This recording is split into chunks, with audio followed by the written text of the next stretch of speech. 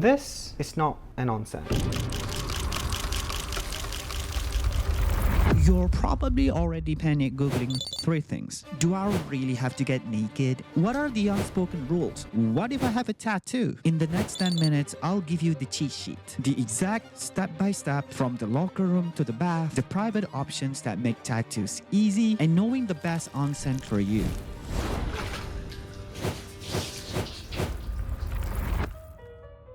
When I first go to onsen in Japan, I stood there like an idiot, thinking, why is everyone naked? Like, should I join them? Do I pay first? Where did everyone get their towel? I was overwhelmed. But then I realized the gist of it, and then everything is clear. Onsen isn't scary. It's just very different. What to do when you walked in? Okay, so here is the exact order. Step 1, the logistics, the shoes, the payments, and the curtain. Once you arrive at the place, you will notice a sign that said, shoes off. You do this immediately. Then you pay, usually at a ticket machine or at the front desk. After the payment done at the counter, you'll get a locker key, usually on a wristband, and 2 towels. 1 big towel, 1 small towel. Big towel dries you later, small towels comes with you to the bath. Now look for the curtains. Blue is for men, red is for women. This is your final checkpoint. Once you go through these curtains, this is the point of no return. This room is 100% gender separated. And yes, this is where you get fully naked. Put all your clothes and your big towel into the locker. You are keeping only 3 things: the locker key, the small towel, and your dignity. Okay, you might lose a bit of dignity for 5 minutes, but you'll get it back. Quick pro tip: if you need the bathroom, use it now. Step 2, washing area. When you walk in, the layout is almost always the same. You will see the big bath, which they call it as daiokujo, but you will also see a rows of faucets and mirrors along the wall. In Japanese, this washing area is called Araiba. This is your first stop. The onsen is split into 2 strict zones. The Araiba is for getting clean, the bath is only for soaking. If you bring soap or dirt into the bath zone, you are being an asshole in Japanese standard. So, ignore the bath for now, find an empty station at the Araiba before you sit, grab the bucket, and rinse the stool. Wash everything. Now, you have earned the bath. Step 3, the bath, your favorite thing. Walk towards the bath, use that small towel to cover your front. It's your fig leaf while you walk. Step in slowly. Japanese baths are usually hotter than Western hot tubs, often around 40 to 42 degrees Celsius, which is around this number in Fahrenheit. Ease into it, and please, no cannonballs. Now, the most confusing part is, what do I do with the towel? Rule number 1, the towel never touches the bath water. In Japan, the towel is considered dirty because it's absorbed your body sweat, so keep it out of the shower water. You have 2 choices. 1, set it on the dry rock or at the edge of the bath, or 2, do the classic anime move, which is balance it on your head. It looks funny, but it actually keeps the towel safe and accessible. Once you are in, stop. No swimming, no splashing, just sit. You are here to dissolve the stress. Step 4, the exit. This is the second most common mistake tourists make. Do not, I repeat, do not walk back into the locker room dripping wet. Stand in the doorway between the bath and the lockers, wring out your small towel, and use it to wipe down your body. Think of the locker room floor as the sacred ground. If you drip water there, it makes the floor slippery and dirty for everyone else. Once you are drip-free, walk to your locker and get dressed. Head out to the vending machines in the lobby. Locals recommend you to finish the onsen by post-bath milk. Whether it's fruit milk or coffee milk, drink it after the bath. It is very refreshing. Okay, if you don't have tattoos, you're done. You are ready to go. But if you do have tattoos, or honestly, if you just don't want to be naked in front of strangers, this is where it gets tricky. The good news is there is a cheat code. Let me show you the 2 private options that solve the problem completely. Alright, let's talk about 2 biggest dilemmas: tattoos and, well, just being naked. They sound like different problems, but the solution is actually the same. First, the nudity. I'm from Malaysia.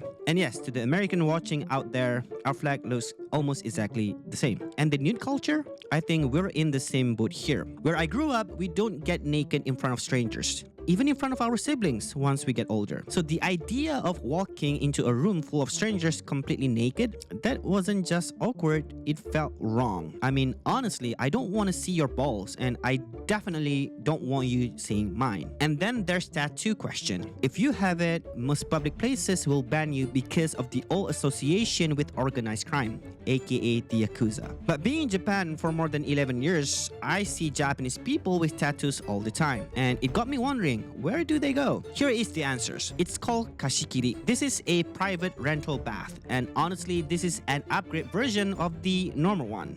Let me explain. You rent the bath for 45 minutes or an hour.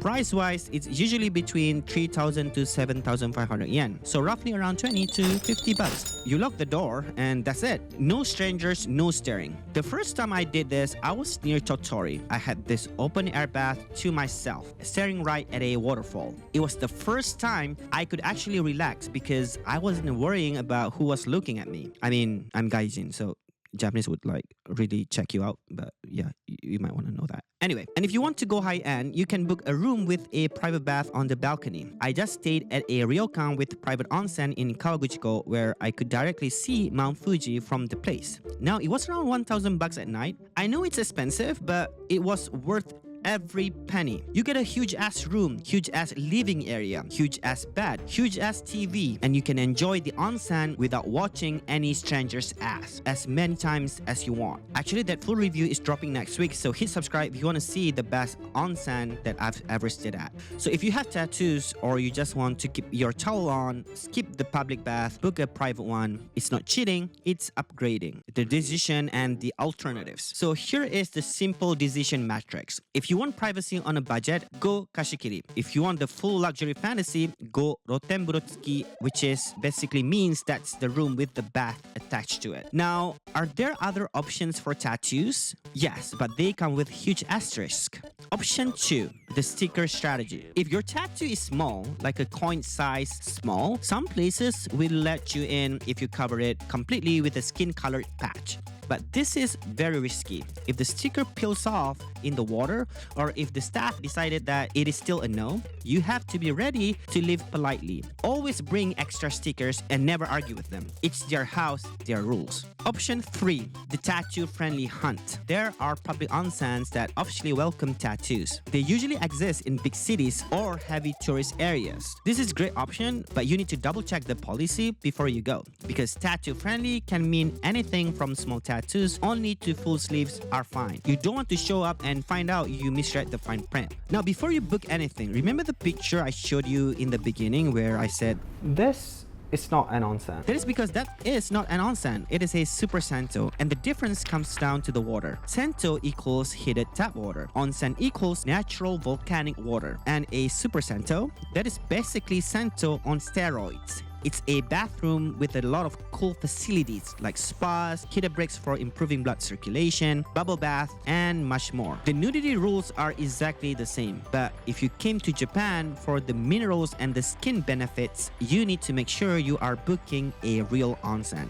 not just a bathhouse. With that in mind, let's find the right one for you. Which onsen should you choose? Now, you know the logistics, but here is the part nobody tells you. Onsen isn't just one experience. There are few totally different versions, and if you pick the wrong one, you might think onsen is overrated. So I'm going to give you the simplest chooser on earth. Just pick the one that matches your vibe. Type 1 is the safe bet. If it's your first time and you're nervous, look for a super Sento or a large modern facility. Why? Because everything is clearly labeled and the vibe is very casual and you can hide in the crowd.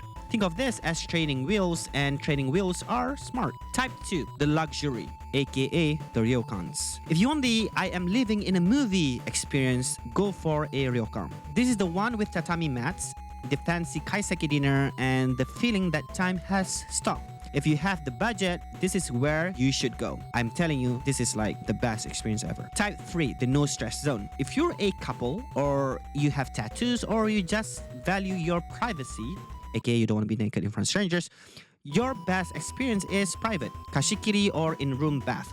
No anxiety, no policy problems, just you and the water. This has the highest chance of wow with the lowest chance of stress. And a quick bonus filter, Rotenburo. This means outdoor bath. If you want to look at mountain, snow, or rivers while you soak, make sure this word is in the description. That's the memory you keep forever. Okay, last thing. Here is what you literally need to type into the search bar. Take a screenshot of this. Kashikiri, the private rentals. Rotenburo-tsuki, in-room open air bath. Rotenburo, outdoor bath. Higaeri, day use. If you remember these 4 words, you will save yourself hours of bad Google translating. And actually, because I'm an engineer and I hate having 50 tabs open, I'm currently building a tool that filters all this for you. It searches for tattoo-friendly, private baths, and best value automatically. I'm building it right now, so if you want to test it out or see the progress, the link is in the description. By the way, if you want to support the channel and you want to know the best hidden gems for onsen, there's like a pack that I put in the website. You need to pay like around $5 for it, but I promise you, you will get the best recommendation for onsen. And if you don't feel like that's the best one for you, I will refund you back. So now you know the rules. You know where to put your shoes, how to hold your towel. But honestly, the rules are needed to be followed, but they aren't the point. They are just your ticket to enter the place. When you step into that water, you aren't just taking bath. You are stepping into a ritual that is over 1,000 years old. Samurai use these exact waters to heal their wounds after battle. And the beauty of it is, once you are naked, there is no hierarchy. Whether you were a shogun or a peasant, or in today's world, a CEO or a student, everyone is equal. You take off your clothes, and with it, you take off your status. For me, onsen is very personal. Being an IT engineer, my whole life is governed by the clock. 9 to 5, sprints, deadlines, deliverables. We are trained to see time as an enemy, something we want to race against so we can finish our work. But the onsen is the one place in the world where I beg time to slow down. It forces you to stop looking down at a screen and just look up at the nature around you. It reminds you to appreciate something as simple as being able to breathe. And that walk back to your room, that is the best feeling ever. Your body is hot from the bath, but the night air is so cool. You feel balanced. You feel grateful.